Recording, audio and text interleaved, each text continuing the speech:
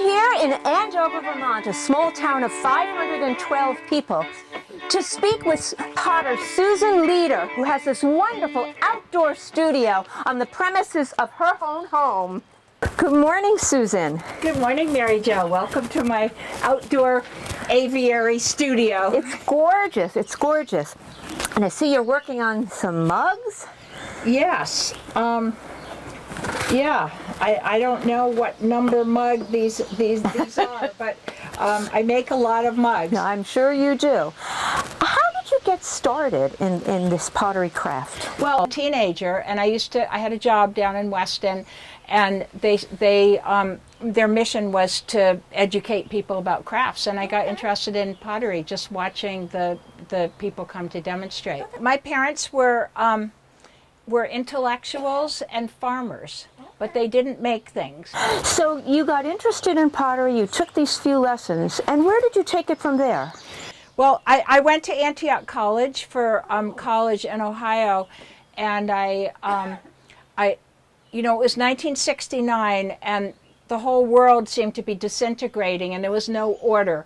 And I found a lot of classes were canceled, and I found a community and my new home in the pottery studio. And I was an art major.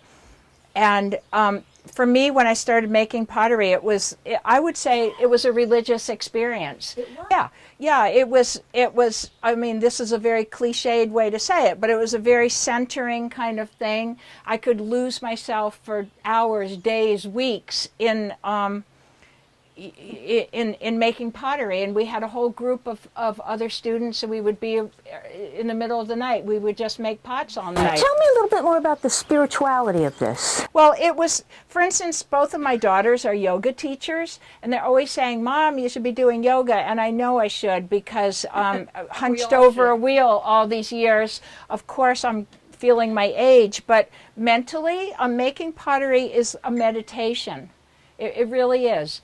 And you just your mind just empties, and you're just totally focused on the task at hand. And the chaos around you in 1969 or any time since. You have this meditative experience, and then you channel all that positive energy into your pieces? Yeah. Okay, yeah. Fabulous. Yeah. No wonder people are drawn to it yes. as a natural expression of the potter. Yeah. Tell me a little bit about how you got into the designs that you've done over the years. Well, I feel kind of like the girl in Rumpelstiltskin, to make straw into gold. It's just the most wonderfully satisfying thing to take clay, which literally is earth, and make it into something that that I can use and that other people want to use, and I just love the process. That's very important to you, that your pottery be useful. Oh, extremely. Okay. I remember in college, I was in this art department, and we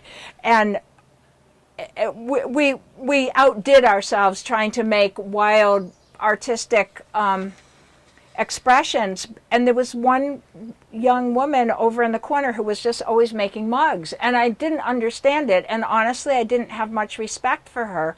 And it's a little ironic that, 60 years later, here I am making mugs, and to my heart's content. Tell me a little bit about how that vision evolved, from making just useless pieces to utilitarian pieces. Yeah, well, as I said, I started out making pottery as a religious experience, and then I would say during the 70s it became more like a lifestyle choice, that I wanted to do everything. I wanted it like kind of part of the do-it-yourself movement, and I just wanted to make everything myself. I sewed my own clothes, and I spun wool and all that, and made dishes. And then at some point it became kind of obvious I couldn't use that many dishes myself. Right. And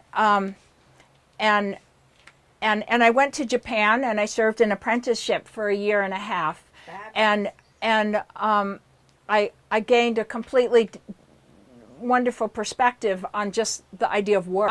I had the good fortune when I was in Japan, much against my will, really. I went to Japan because I was just desperately in love with Japanese pottery. But just remember, it was the early 70s, and in a way, I was getting, I wasn't very happy with the chaos around me, and I was actually looking for some kind of order and some kind of discipline. And in a strange kind of way, I found it working in these remote pottery villages where everybody's done exactly the same thing, the same way for centuries. Of course, it didn't fit with my lifestyle and my philosophy, but in many ways, it was very painful. But I got to the point of being very, very fluent technically. And once I had that technical fluency, it's all a pleasure. It's not a struggle or frustration at all. And then I was very lucky to, well, what happened, my husband and I had children starting in the mid-'80s, and we were lucky enough to have inherited my family's farm. My husband's a violinist, and I'm a potter, and that was the case when we first met. But from living in Japan, I got the idea of a family pottery business. After we had kids, I realized we had to earn a living. And so, although originally I was very opposed to earning money or any of that business, I'm a real creature of the 60s.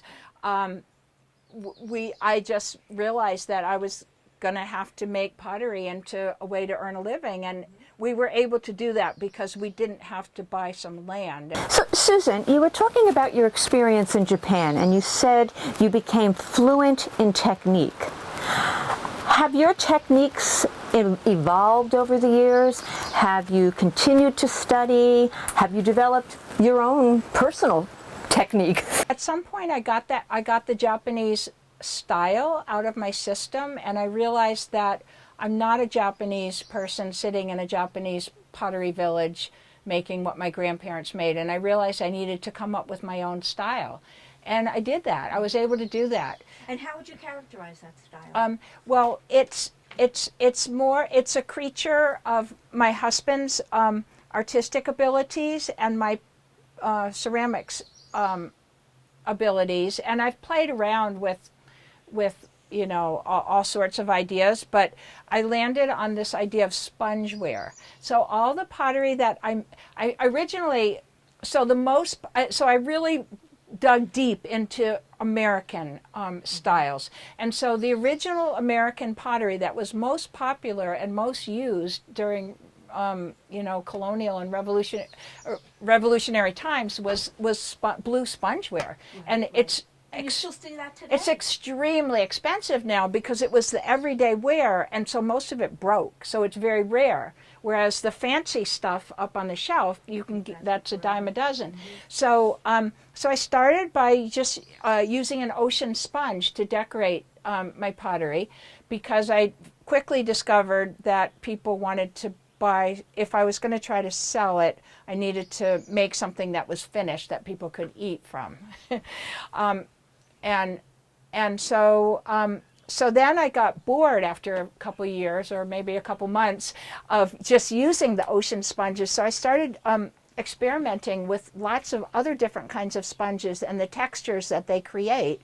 And I made a lot of things with flowers on them, and hearts and animals, and just and it just kind of went from there, and botanical, just all the things that I see around me, all the flora and fauna, and that became my signature.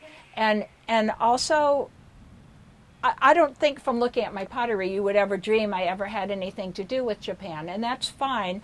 But my work ethics and my ability to work and a lot of my techniques are actually extremely, they're all from Japan, all from my Japanese experiment. So, Susan, you describe what you do as a craft. What do you think the difference is between craft and art? Well, I think that the differences are kind of smudgy at the edges, and a lot of it has to do with intention. When I went to Japan, I transformed from an art student to a craftsperson. I feel, and I'm proud of it. A lot of people will like want to call you an artist because they think that's more prestigious.